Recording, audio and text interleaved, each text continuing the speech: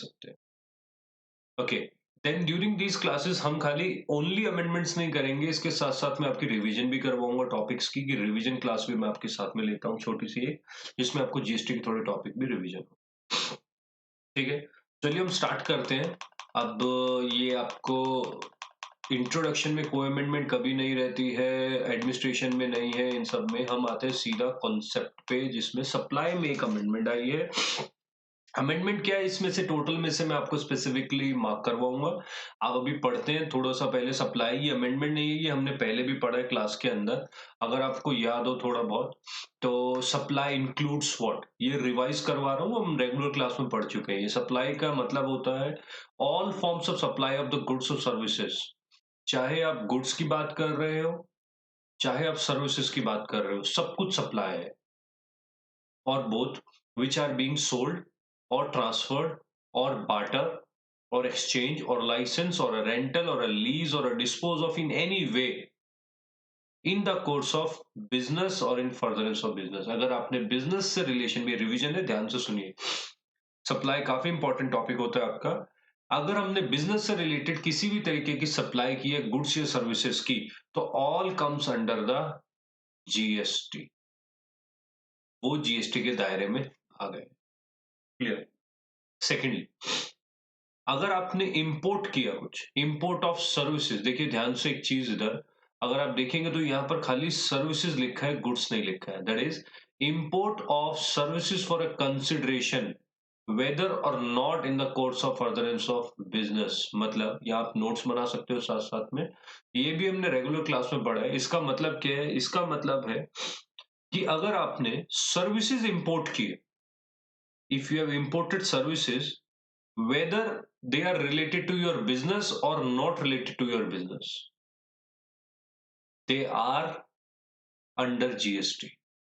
फिर से, अगर आपने इंडिया के बाहर से जीएसटी की सर्विसेज ली है, चाहे वो आपके बिजनेस से रिलेशन में है या नहीं है, दोनों ही केस में आपको जीएसटी पे करना पड़ेगा।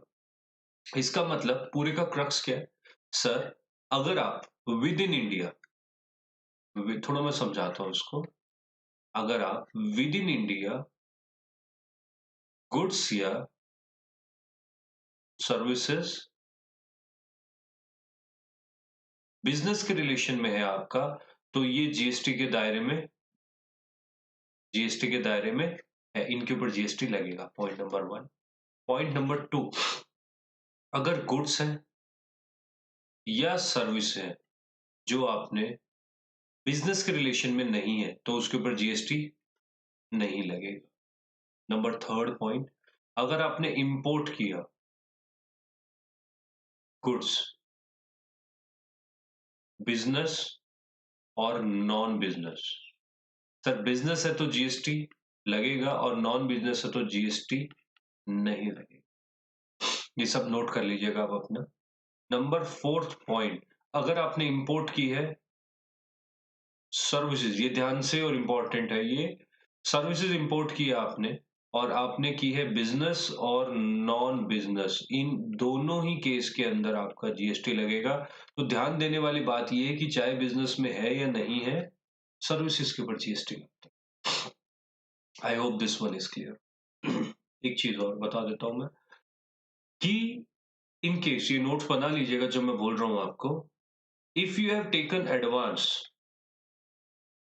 एडवांस लिया है आपने, एडवांस मतलब पहले पैसा ले लेना, एडवांस लिया आपने गुड्स सप्लाई करने के लिए, और एडवांस लिया आपने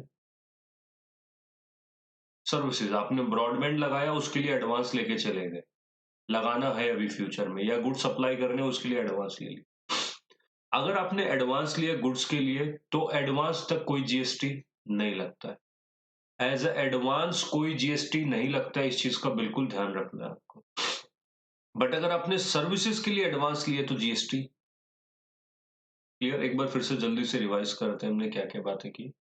पहला पॉइंट हमने किया कि अगर आपने इंडिया के अंदर गुड्स या सर्विसेज बिजनेस के लिए डील कर रहे हो आप, तो जीएसटी सर्टेनली लगेगा, ऑब्वियसली लगेगा, सप्लाई कहता है। गुड्स और सर्विसेज है अगर आपकी बिजनेस के रिलेशन में नहीं है, नॉन बिजनेस है, तो जीएसटी ऑब्वियसली नहीं लगता इंडिया में। अगर आपने इंपोर्ट किए गुड्स बिजनेस के रिलेशन में तो जीएसटी लगेगा, बिजनेस का रिलेशन नहीं है तो जीएसटी नहीं लगता। इंपोर्ट की सर्विसेज आपने चाहे बिजनेस हो चाहे बिजनेस नहीं हो तो जीएसटी। अगर आपने एडवांस लिया एडवांस लिया है गुड्स के लिए तो जीएसटी नहीं लगेगा और सर्विसेज के लिए लिया तो जीएसटी लगेगा। आई होप इसमें कोई प्रॉब्लम नहीं है, ये क्लियर हो गया होगा। बट गुड्स मेक श्योर अगर गुड्स बिजनेस से रिलेशन में है तो आपका जीएसटी लगेगा उसके ऊपर। फिर आते हैं हम पॉइंट नंबर 3 पे सेक्शन 10(1) में the activity specified in the schedule 1 made or agreed to be made without a consideration. ये हमने रेगुलर क्लास में पूरे नोट्स लिखवाए मैंने आपको इसके बारे में। आई hope this is clear. Supply का मतलब क्या होता है, कोई भी गुड्स और सर्विसेज सप्लाई करते हो, डिटेल हम ये इन चीजों में पढ़ चुके। अच्छा, ये एक छोटी सी चेंजेस बदलाव, ये अमेंडमेंट है जो हमने क्लास में लिखी थी। इसमें चेंज कुछ भी नहीं है, इसको उठा के बस 1A के अंदर डाल दिया है, कोई भी चेंजेस नहीं है यहाँ पर। क्या लिखा है ये मैं रीड कर देता हूँ आपके लिए, कोई अमेंडमेंट नहीं है ये। जहां अमेंडमेंट आएगी मैं खुद बताऊंगा आपको। Where certain activities are where certain activities or transaction constitute a supply in accordance with the provision of subsection 1, they shall be created either supply of goods or supply of services referred in schedule 2. schedule 2 हमने regular class में attend किया था। अच्छा, जिन लोगों ने classes नहीं ली है अभी या बहुत पहले जीएसटी की क्लासेस ली हुई है मुझसे, उनको मैं ये दोबारा थोड़ा थोड़ा समझाता जा रहा हूँ सो दैट वो रिकॉल कर पाए। आई होप दिस इज क्लियर। अब आते हैं हम आगे क्या है नेक्स्ट। ये एक थोड़ी सी छोटी सी अमेंडमेंट दी है इन्होंने, क्या है मैं वो समझाता हूं आपको।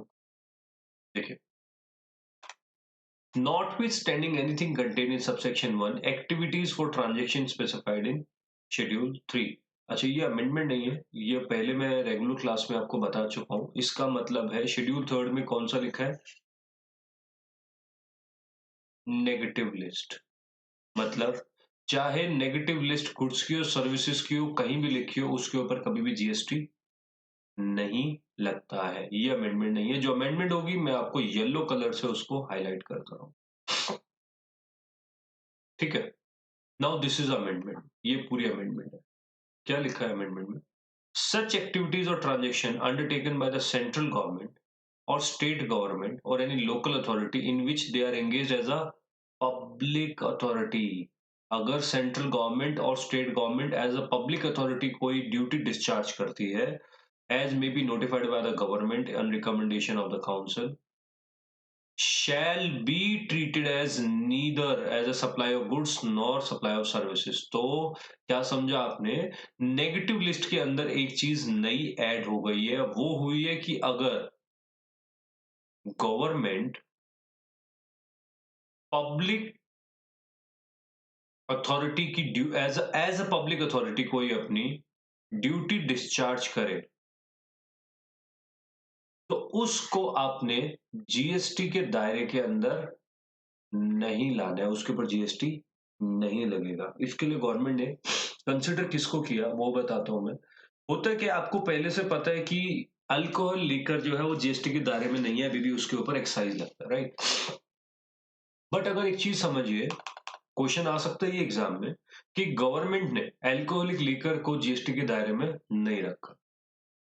The central government, by the notification number such and such, dated such and such, has notified that the services by way of grant of alcoholic license। तो क्वेश्चन इज कि अगर गवर्नमेंट की जो अल्कोहल वाली जो सर्विसेज है, alcohol के ऊपर कभी भी जीएसटी नहीं लगता है। बट क्वेश्चन अल्कोहल का नहीं है, क्वेश्चन है कि अल्कोहल का अगर आपको बिजनेस करना है तो आपको अल्कोहल का बिजनेस करने के लिए एक लाइसेंस लेना पड़ता है गवर्नमेंट से। अगर आपको अल्कोहल का बिजनेस करने के लिए गवर्नमेंट से लाइसेंस लेना है, क्वेश्चन इज क्या उस लाइसेंस की देने की सर्विसेज उसके ऊपर जीएसटी लगना पड़ेगा, आप जो उस लाइसेंस की फीस पे करोगे उसके। यस, आंसर इज जीएसटी लगना चाहिए क्योंकि ये गवर्नमेंट की सर्विसेज है। बट गवर्नमेंट ने एक नोटिफिकेशन की 2019 के अंदर, 30 सितंबर 2019 की अमेंडमेंट आई और उन्होंने बोला कि नहीं सर, ये एक पब्लिक अथॉरिटी की सर्विसेज है और अल्कोहल की सर्विसेज के ऊपर जीएसटी नहीं लगेगा। एग्जाम के लिए ध्यान रखिएगा कि अगर अल्कोहल जीएसटी के दायरे में नहीं आता है और अल्कोहल का लाइसेंस अगर गवर्नमेंट देती है तो वो भी जीएसटी के दायरे में नहीं आएगा। That is against that the services by way of grant of alcoholic liquor license, notes में लिख लीजिएगा अपने, against the consideration in the form of license fees or applicable fees or by whatever name called it can be undertaken by the state government or central government in which they are engaged as a public authority shall be treated neither as a supply of goods nor as a supply of service। सब कुछ आपको notes में लिखा है but still आप अपने notes को amend करते रहिएगा। तो क्या समझा अभी हमने कि गवर्नमेंट की पब्लिक अथॉरिटी की जो सर्विसेज है वो इस दायरे में नहीं आए। I hope this is clear now. Clear. Next subject two, आगे बढ़ते हैं। नेक्स्ट वाला अमेंडमेंट नहीं है, अमेंडमेंट इतनी थी, नेक्स्ट वाला जैसे एक रिवीजन ले रहा हूं मैं। I hope you will like this way that साथ साथ में अमेंडमेंट और साथ साथ में पूरा जीएसटी आपका जो मेजर टॉपिक्स आपके रिवाइज भी हो जाएंगे। तो इस वीडियो को आराम से धीरे धीरे ध्यान से सुनिए। नेक्स्ट अमेंडमेंट नहीं है, अमेंडमेंट वाला येलो पोर्शन था आपका। Subject to subsection 1, 1A or 2, the government may, on the recommendation of the council, specify by notification the transaction that are to be treated as a supply of goods or services। Government चाहे तो कर सकती है इसको। आई hope this is clear now. आगे बढ़ते हैं। Next, तो इस चैप्टर में इतनी अमेंडमेंट है। नेक्स्ट चैप्टर में चलते हैं। अगला चैप्टर है चार्ज। मेजर भारी बहुत अमेंडमेंट्स है इसके अंदर और वेरी इंपॉर्टेंट एक अमेंडमेंट इसमें बहुत ज्यादा इंपॉर्टेंट है। चार्ज चैप्टर में आते हैं। चार्ज में हमने 2 सेक्शन डिस्कस किए थे। चार्ज सेक्शन के अंदर रिवर्स चार्ज मैकेनिज्म के अंदर 2 सेक्शन आए थे, 9.3 एंड 9.4। 9.3 किसकी बात कर रहे हैं? 9.3 बात करता है किसकी? रजिस्टर्ड की, और 9.4 अनरजिस्टर्ड की। आई होप दिस इज, ये हमने रेगुलर क्लास में पढ़ा था रजिस्टर्ड एंड अनरजिस्टर्ड के बारे में। याद है आपको? आप अपने नोट्स निकालिए चार्ज के जल्दी से। अगर सप्लायर अनरजिस्टर्ड है, अनरजिस्टर्ड सप्लायर, और इधर कौन है? Registered supplier. क्लियर? तो अमेंडमेंट दोनों में है, इसमें भी अमेंडमेंट है और इसमें भी अमेंडमेंट है। ये अमेंडमेंट आपके लिए थोड़ी इंपॉर्टेंट ज्यादा है, इसको हम ध्यान से समझते हैं, बट छोटी सी अमेंडमेंट है, ज्यादा दिक्कत नहीं आएगी। पहले मैं उन बच्चों को जल्दी से रिवाइज करवा देता हूं जो रिवर्स चार्ज मैकेनिज्म होता क्या है भूल चुके हैं। मैं एक एग्जाम्पल देके आपको समझाता हूँ क्या होता है रिवर्स चार्ज मैकेनिज्म। ध्यान से देखिए। सपोज मिस्टर एन जो है, Mister N is a supplier. Mister N is a supplier और मिस्टर एन ने कुछ सर्विसेज सप्लाई की है मिस्टर ए को। मिस्टर एन ने कुछ सर्विसेज सप्लाई किया मिस्टर ए को, जो कि रिवर्स चार्ज मैकेनिज्म के अंडर आती है। रिवर्स चार्ज मैकेनिज्म का मतलब है कि अगर मैंने ये कुछ चीजें इनको सप्लाई की है, इन दैट केस कायदे से क्या होता है, आपका जीएसटी कौन पे करता है? सपोज आप अगर पिज्जा हट गए, आप अगर जाते हैं Pizza Hut, Mister A went to Pizza Hut, Mister A ने 1100 रुपए का बिल दिया पिज्जा हट को। फर्स्ट क्लास याद करो अपनी, ये समझाया था मैंने पहली क्लास में, जिसमें 1000 रुपए आपका बिल है और 100 रुपए का GST, total 1100 rupees mister A ने पिज्जा हट को दिए। Now question is who is supplier, who is recipient? देखिए ये आदमी तो सप्लायर है यहाँ पर सर्विसेज और पिज्जा का, और ये आदमी रिसिपिएंट है पिज्जा का। Question is who will pay the GST to the government? Supplier will pay to the government. यही है नॉर्मल सेंस में सप्लायर पे करता है, रिवर्स चार्ज में रिसिपिएंट पे करता है। तो अगर आप लिखना भी चाहो, जिनको याद नहीं है लिख सकते हो, under reverse charge mechanism recipient of services or goods pays the GST to the government. Clear है ये? चलिए तो हम एग्जांपल पे दोबारा से आते हैं। मिस्टर एन एक सप्लायर है, मिस्टर एन एक सप्लायर है जिसने कुछ चीजें मिस्टर ए को, कुछ सर्विसेज या गुड्स मिस्टर ए को सप्लाई किए हैं।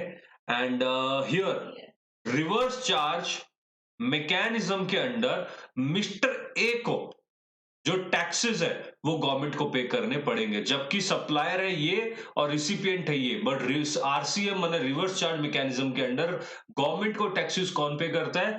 रिसिपिएंट पे करते हैं। जैसे इसमें कुछ एग्जांपल्स थे आपके जो हमने रिवर्स चार्ज में पढ़े थे, इंपोर्ट ऑफ सर्विसेज या फिर म्यूचुअल फंड का, इंश्योरेंस एक्सेल सर्विसेज का, और अगर LIC इंश्योरेंस वाला था, इन काफी सारी चीजों के अंदर सप्लाई कौन करेगा?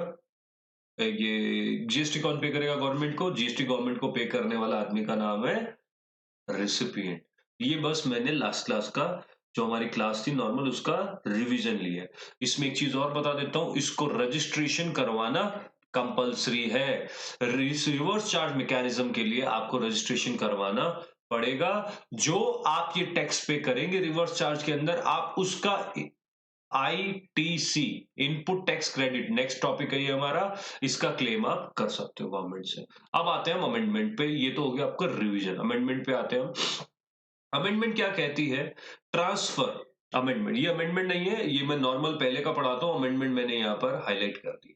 Transfer or permitting the use or enjoyment of copyrights covered under 9(1)(a) or 13(1)(a) of the Copyright Act 1957 related to original literature, original dramatic, musical, artistic work। देखिए ध्यान से समझो, जो अमेंडमेंट से पहले था उसमें आपको ड्रामा, म्यूजिक और आर्टिस्ट, इन तीनों, और लिटरेचर, लिटरेचर मतलब नॉवल लिखने वाला आदमी या बुक पब्लिश करने वाला आदमी, इन तीनों को, चारों को आपने किधर रखा था? रिवर्स चार्ज मैकेनिज्म में डाल रखा था, और रिवर्स चार्ज मैकेनिज्म के अंदर उनको पे करना पड़ता था जीएसटी। मतलब जो आदमी उनकी सर्विसेज रिसीव कर रहा है उसको पे करना पड़ेगा।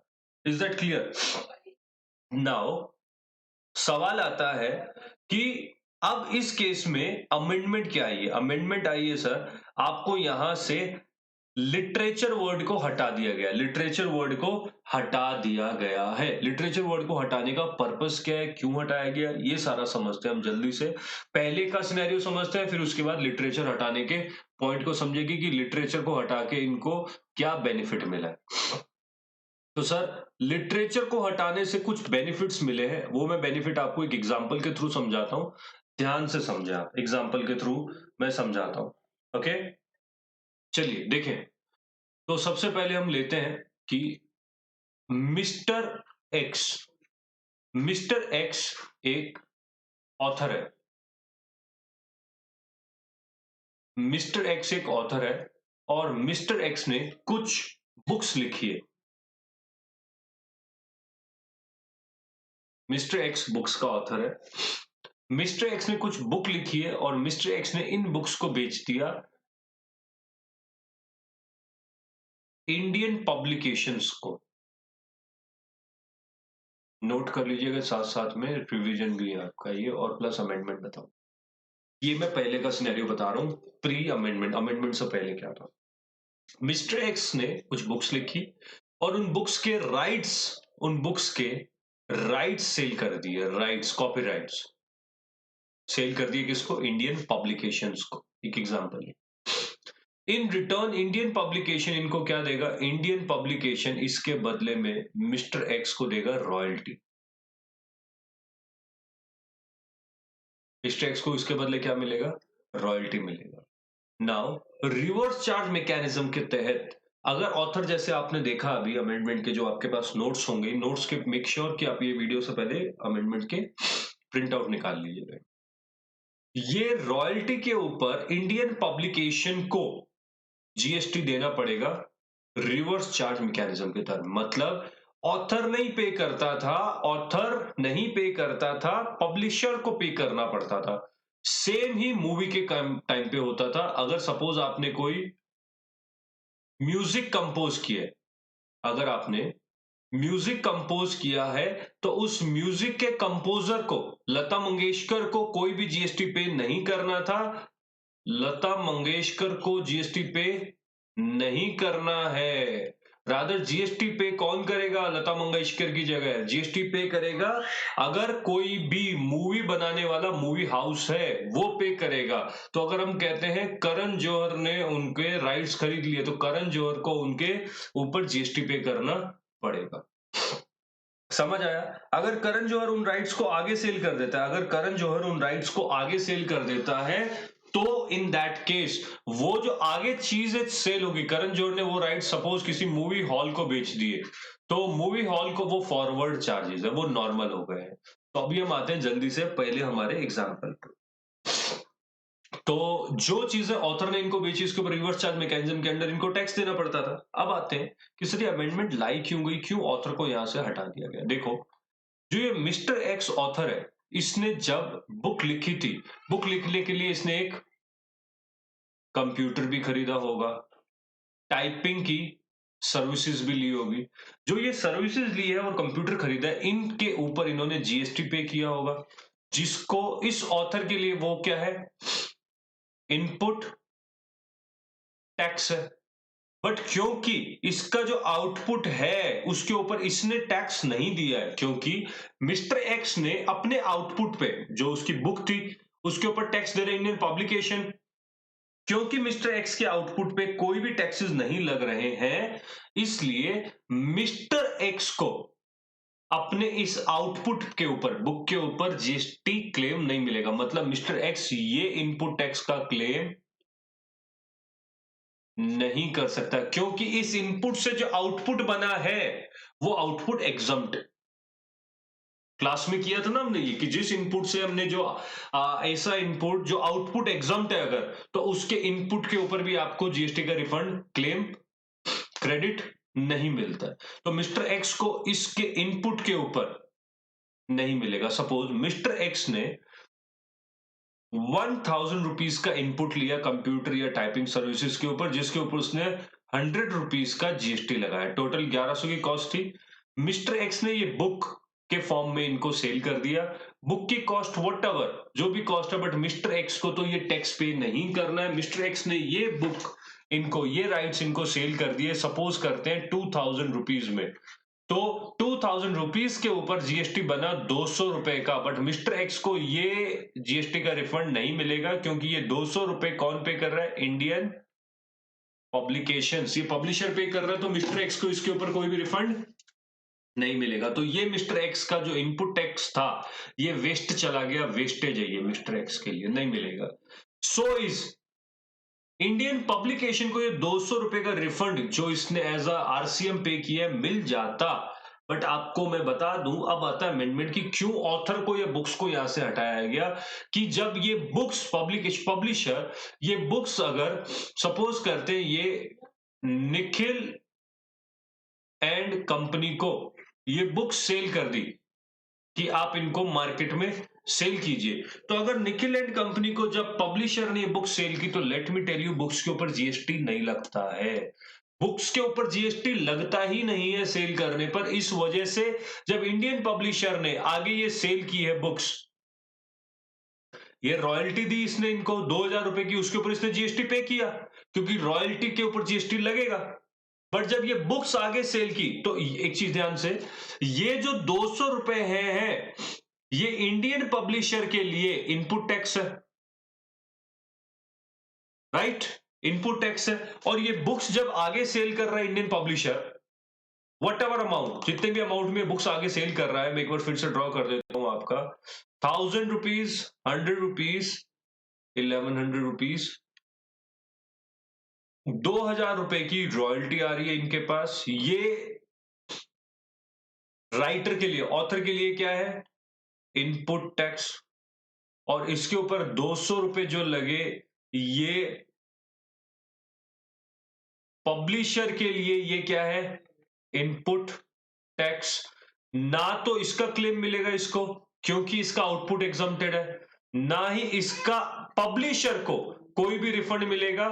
बिकॉज पब्लिशर को इसलिए नहीं मिलेगा, बिकॉज पब्लिशर जब इस बुक को आगे सेल करता है 3000 का, तो बुक के ऊपर जीएसटी नहीं है, एग्जम्प्टेड होती है बुक्स, इसलिए बुक्स के ऊपर जीएसटी नहीं लगता है। ये डायरेक्ट इनको 3000 रुपए की सेल कर रहा है। अब क्योंकि इस मिस्टर एक्स का आउटपुट एग्जम्प्ट है, तो मिस्टर एक्स के इनपुट पे दिए हुए टैक्स का उसको रिफंड नहीं मिलेगा। इस वजह से मिस्टर एक्स का टैक्स बर्बाद गया, और राइटर का टैक्स बर्बाद गया इनपुट का, और पब्लिशर का बर्बाद गया।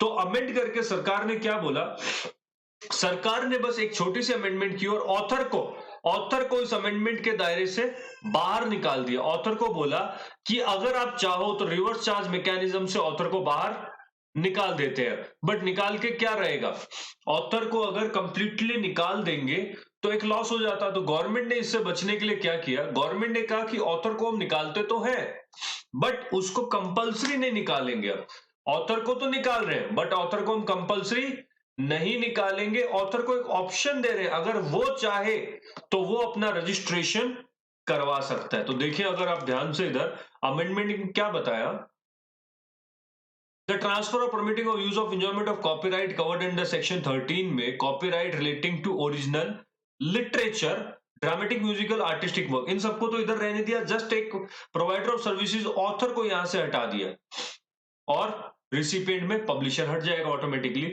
और अमेंडमेंट करके क्या बोला कि ऑथर को अलाउड है कि वो चाहे तो अपना रजिस्ट्रेशन खुद करवा लेगा और अपना टैक्स खुद भरेगा और वो आरसीएम में पब्लिशर से नहीं लेगा। वो मैं भी प्रैक्टिकली समझाता हूं। Supply of services by way of transfer permitting of copyrights relating to original literature work, तो उस पे ऑथर खुद अपना रजिस्ट्रेशन करवाएगा। तो अब क्या होगा, अगर ऑथर रजिस्ट्रेशन करवाता है तो उससे बेनिफिट क्या रहेंगे। अगर ऑथर रजिस्ट्रेशन करवाता है, इन दिस केस अगर ऑथर रजिस्ट्रेशन करवाता है, तो जो 1000 रुपए और 100 रुपीज का उसके लिए इनपुट था, जो उसने आगे सेल कर दिया और आगे सेल किया, जब उसने उसको 2000 रुपीज उसको मिल रहे थे, जिसके ऊपर 200 का पब्लिशर देता, पब्लिशर देने वाला था किसमें, रिवर्स चार्ज मैकेनिज्म में। अब उसको पब्लिशर नहीं देगा। अब क्या करना है, ये ऑथर अपना रजिस्ट्रेशन करवाएगा और इस 200 रुपए के ऊपर भी ऑथर खुद रजिस्ट्रेशन करवा के ये 200 रुपीज आउटपुट टैक्स वो खुद देगा और अपना 100 रुपीज का ये क्लेम ले सकता है। एक बार फिर से बताता हूं मैं जल्दी से। अमेंडमेंट के बाद क्या हुआ, ऑथर को अलाउ किया गया, एक ऑप्शन दिया गया कि अगर आप चाहो तो रजिस्ट्रेशन खुद करवाइए और आप अपना टैक्स खुद भी दे सकते हो। इससे बेनिफिट क्या होगा, जिन्होंने क्लासेस ली हुई है प्रॉपर जीएसटी की उनको समझ आएगा ये, क्योंकि थोड़ा सा टफ है। इससे बेनिफिट क्या होगा सर, अगर ऑथर खुद रजिस्ट्रेशन करवाएगा तो उससे बेनिफिट ये होगा ऑथर को कि ऑथर का जो इनपुट टैक्स वेस्ट हो रहा था, वो इनपुट टैक्स जो है उसको क्लेम कर लेगा, क्योंकि उसकी आउटपुट के ऊपर वो टैक्स अब खुद दे रहा है। Is that clear? देखिए, तो supply of services by way of enjoyment of copyrights etcetera, condition है इसमें। कंडीशन क्या है, condition is reverse charge is not applicable in the following cases. कब कब रिवर्स चार्ज नहीं लगेगा, provided nothing content in this section apply to where the author has taken registration, मतलब author ने, ये सारा अमेंडमेंट है, that the author has taken the registration खुद ने ले लिया ऑथर ने, and filed a declaration within the time limit provided by the in the jurisdiction, मतलब उसने उस जुडिक्शन के कमिश्नर को बोल दिया कि रजिस्ट्रेशन मैं करवाऊंगा, आप पब्लिशर से टैक्स नहीं लीजिएगा। सर ये जो एक्सरसाइज करते हो आप, वन टाइम एक्सरसाइज है 1 ईयर के अंदर, ये नहीं कि एक सर्विस के लिए एक्सरसाइज किया एक के लिए हटा दिया, ऐसा नहीं चलेगा। He exercise the option to pay the central tax services under the forward charge, वो खुद को बोलना पड़ेगा उसको, and he will comply with all the provisions which are applicable goods and services or both, and also that he shall not withdraw the said option for a period of 1 year. तो मैंने आपको short में वैसे पूरा बता दिया है, एक बार फिर से जल्दी से। ऑथर चाहे तो ऑथर रजिस्ट्रेशन ले सकते हैं। ऑथर रजिस्ट्रेशन लेने का फायदा क्या है, अमेंडमेंट से पहले ऑथर के बिहाफ पे पेमेंट पब्लिशर करता था रिवर्स चार्ज के अंडर, बट अमेंडमेंट के बाद ऑथर भी चाहे तो अपना रजिस्ट्रेशन ऑप्शनल है, ले सकता है। पब्लिशर को टैक्स नहीं देना रॉयल्टी पे, फिर ऑथर खुद देगा अपनी रॉयल्टी पे एज अ रिसिपिएंट। पब्लिशर भी बच जाएगा, पब्लिशर का पैसा वेस्ट नहीं होगा। जो 200 रुपए थे वो अब कौन पे कर रहा है, इनपुट सर्विस से माइनस करके, उस 100 रुपीज से उस 200 को माइनस करके नेट 100 गवर्नमेंट को, मतलब, और रॉयल्टी के ऊपर ऑथर खुद देगा अपना टैक्स और पब्लिशर नहीं देगा। उससे फायदा क्या हुआ सर, जो 200 रुपए उस वक्त ऑथर दे रहा था और 100 एज अ इनपुट पे राइटर दे रहा था, ये दोनों वेस्ट जा रहे थे, क्योंकि इसका क्लेम नहीं ले पा रहे थे और इसका भी क्लेम बुक्स के ऊपर जीएसटी नहीं है, तो ये भी नहीं मिल रहा था। बट गवर्नमेंट के इस अमेंडमेंट से ऑथर रजिस्ट्रेशन लेगा, ऑथर अपना ये भी क्लेम करेगा, और प्लस ये 200 रुपए पब्लिशर को नहीं देने, ये 200 रुपए अब देने किसको है, ऑथर को। तो ऑथर से जब गवर्नमेंट 200 लेने आएगी तो इसमें से वो 100 माइनस करके गवर्नमेंट को नेट कितना पे करेगा, 100, और ये दोनों मिलके अपना कितना बचा रहे हैं, 300 रुपए वेस्ट होने से बचा रहे हो और 100 रुपीज गवर्नमेंट को दे रहे हैं, जो भी आपस में अंडरस्टैंडिंग से जो भी पैसे वैसे फाइनल करेंगे वो अपना करेंगे। ठीक है सर, तो ये थी पहली amendment. Okay, the author makes a declaration कर देगा। 10 where the author is registered and make declaration to pay the tax proper officer then the publisher is not required to pay the tax. Obviously ये मैं बता चुका हूं आपको।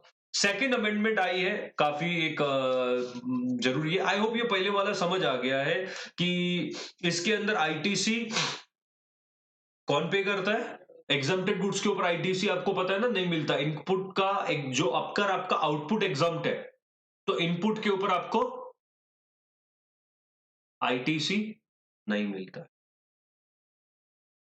Music के case में अभी भी क्या है, सेम ही है। म्यूजिक के केस में आज भी चीजें सेम पड़ी है। अगर आपने म्यूजिक कंपोजर हुआ, if you are a music composer, आप हो लता मंगेशकर जी, अगर आप लता मंगेशकर जी हैं और म्यूजिक कंपोज करते हैं और करण जौहर आपसे म्यूजिक आपका राइट्स खरीदता है, in that case Lata Mangeshkar ji को कोई भी टैक्सेस पे नहीं करने, rather Mister Karan Johar will pay as a reverse charge mechanism all the taxes on those.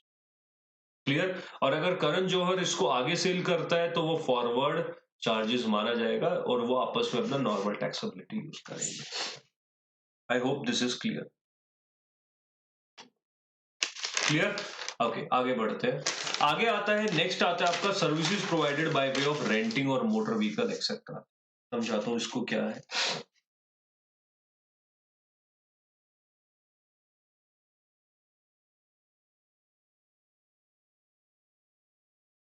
Okay, next is your car rental business है आपका। ध्यान से, ये अमेंडमेंट क्या आई है, ये बोल रहे हैं, ये भी अमेंडमेंट है, ध्यान से देखें।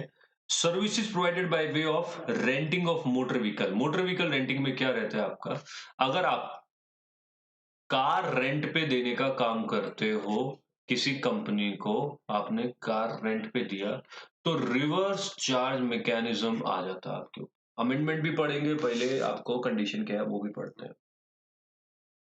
देखो, RCM car rental service reverse charge mechanism में कब आएगी, इतना समझना है। Car rental services reverse charge mechanism के दायरे में कब आएंगी, ये समझे आप ध्यान से। Any person other than body corporate, मतलब ये कौन है, सप्लायर है। सप्लायर ऑफ सर्विसेज है, कार रेंटल सर्विसेज दे रही है। अगर आपको कार रेंटल सर्विसेज दे रहे हो आप, you must be any person. देखो, अब इसमें पढ़ क्या है पहले वो समझो। रिवर्स चार्ज मैकेनिज्म के दायरे में आने के लिए कार रेंटल सर्विसेज को अगर आपको रिवर्स चार्ज मैकेनिज्म के दायरे में लेके आना है तो क्या क्या कंडीशंस फुलफिल करनी पड़ेगी, ये समझ रहे हैं। अगर कार रेंटल सर्विसेज को रिवर्स चार्ज मैकेनिज्म के दायरे में लाना है तो क्या क्या आपको करना पड़ेगा। देखें, कार रेंटल सर्विसेज सप्लायर को अगर कार रेंट सप्लाई कर रहा है किसी को, तो उसको रिवर्स चार्ज में लाने के लिए पहला क्या है, आप कोई भी पर्सन हो but you cannot be body corporate, any person except body corporate. आप कोई भी पर्सन हो बट आप बॉडी कॉर्पोरेट नहीं होने चाहिए। Is that clear.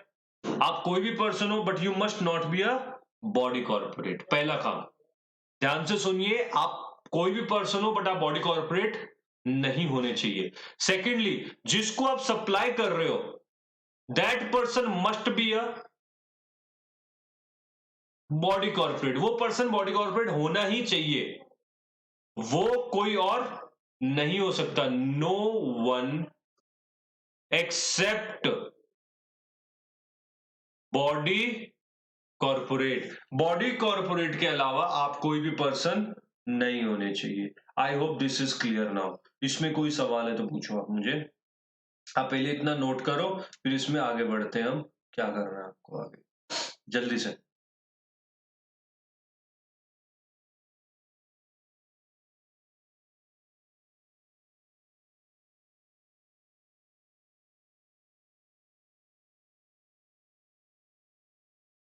ओके, फिर से, you can be any person other than the body corporate, any corporate located in the territory. ठीक है, ये छोड़ दिए।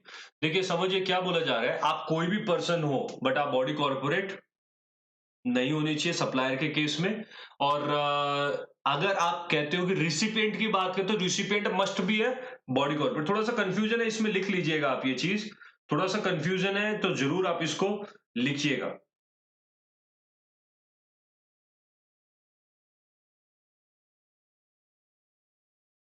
Any person other than body corporate. अगर आप ये दो कंडीशन पूरी करते हो तो आप रिवर्स चार्ज मैकेनिज्म में आ जाओगे। रिवर्स चार्ज मैकेनिज्म में आने के बाद में the recipient will pay the tax on the car rental services. लिख लीजिए इसको, मैं थोड़ा सा लिखवा देता हूं। In case of car rental business, in case of car rental business,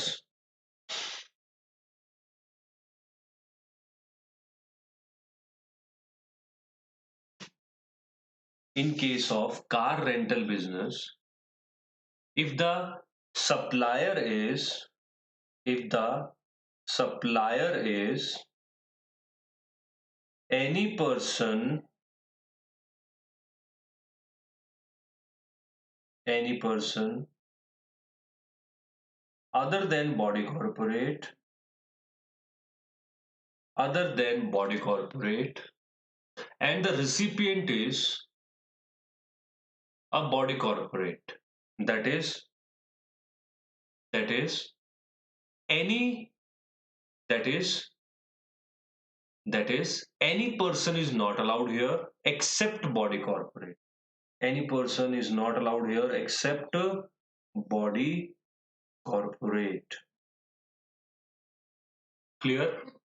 If this condition is satisfied, if this condition is satisfied, then the recipient of, the recipient of car rental services will pay the tax under reverse charge mechanism, and supplier of car rental services will be exempt from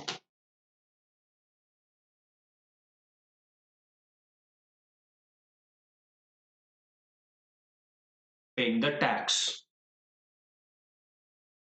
Clear? Okay, I hope this is clear. Clear. Okay, तो car rental हम condition करते हैं, कौन से car rental वाले की बात कर रहे हैं। आई होप ये समझ आ गया क्या हुआ। ये वैसे अमेंडमेंट, ये इंसर्शन है। क्या बोला गया कि सर्विसेज अगर आप प्रोवाइड करते हो कार रेंटल की, मोटर व्हीकल की, और आप कौन है, आप एक बॉडी कॉर्पोरेट के अलावा कोई भी पर्सन हो, बॉडी कॉर्पोरेट के अलावा कोई भी पर्सन हो, और आप जो सर्विसेज जिनको दे रहे हो वो बॉडी कॉर्पोरेट होना चाहिए, तो रिवर्स चार्ज मैकेनिज्म के अंदर जिनको मिल रही है वो देंगे। जैसे ये बेसिकली क्या होता है, कॉल सेंटर की जो कैब्स चलती है, ओला उबर जो चलती है, अगर आप एक नॉर्मल पर्सन हो, आपसे टैक्स लेना गवर्नमेंट के लिए मुश्किल हो जाता है, क्योंकि किस किस को पकड़े, और आपके इतने रजिस्ट्रेशन नहीं है, बट वो कंपनी का रजिस्ट्रेशन फॉर श्योर होगा। तो गवर्नमेंट क्या कहती है कि अगर आप एक नॉर्मल कार रेंटल सर्विसेज का बिजनेस करते हो और आपने किसी कंपनी को अपनी कार दी हुई है कि आप कॉल सेंटर या बीपीओ, केपीओ एक्सेट्रा में आप उनके एम्प्लॉइज को पिक एंड ड्रॉप की फैसिलिटी देंगे, इन दैट केस जो भी उस कॉन्ट्रैक्ट का अमाउंट होगा, उस अमाउंट के ऊपर जो जीएसटी बनेगा वो ये आदमी जो इंडिविजुअल ना देके ये कंपनी पे करेगी। बस इतनी सी बात है। अब बस कंडीशन इसमें 2-3 पढ़नी है कि कार रेंटल कौन से वाला होना चाहिए। he must have the he must be paying the GST at 2.5% and SGST 2.5%, मतलब टोटल GST 5% वाला ही कार रेंटल सर्विसेज होनी चाहिए। Paying GST SGST on a renting of motor vehicle with input tax credit only of input services in the same line of business। अच्छा, ये क्या है, इसका मतलब है कि sir the one who is paying the tax, जो GST पे कर रहा है, जो आदमी जीएसटी पे कर रहा है उसको जीएसटी का रिफंड मिलेगा, प्रोवाइडेड आप सेम लाइन ऑफ बिजनेस में होने चाहिए। मतलब आपका भी ट्रांसपोर्ट का बिजनेस होगा तो आपको ये मिल जाएगा। तो ये मान लिया जाएगा कि आपने अपने बिजनेस के अंदर, या तो रेगुलर क्लासेस में किया हमने, कि आपने अपने बिजनेस के अंदर ये सर्विसेज ली है, तो आपको इनका क्रेडिट मिलेगा, अदरवाइज आपको इसका क्रेडिट नहीं मिलेगा। आई होप ये अमेंडमेंट थोड़ी सी मुश्किल थी, समझ आ गई है। अगर आप चाहे तो दोबारा डिस्कस, मैं शॉर्ट में बता देता हूं, ज्यादा कुछ नहीं, कि author, in case of author, the one who is receiving the services of author will pay the tax on reverse charge mechanism, but एक अमेंडमेंट के अकॉर्डिंग ऑप्शन दिया गया कि ऑथर चाहे तो खुद रजिस्ट्रेशन करवा सकता है और खुद टैक्स पे कर सकता है, बस इतनी सी चीज। दूसरा है car rental services. Car rental services के केस में क्या बोला गया कि मोटर व्हीकल सर्विसेज जो आदमी काम कर रहा है, वो अगर इंडिविजुअल है, एचयूएफ है, पार्टनरशिप है, except body corporate, company LLP को छोड़ के अगर कोई है और रिसिपिएंट एक बॉडी कॉर्पोरेट है, in that case recipient will pay the tax GST on reverse charge mechanism. And अगर आपको जो आपने टैक्स पे किया है उसका रिफंड या इनपुट टैक्स क्रेडिट चाहिए, तो उस केस में आप ले सकते हो, प्रोवाइडेड आप भी रेंटल या किसी इस टाइप के बिजनेस में हो। सो अगर आप खुद उस बिजनेस में हो, ट्रांसपोर्ट में या रेंटल ऑफ कार या इन चीजों में, तो मान लिया जाएगा कि आपने अपने बिजनेस के अंदर लिया है, एंड यूजर आप नहीं हो। आपने क्लास में अगर याद हो तो एंड यूजर का कॉन्सेप्ट समझा था।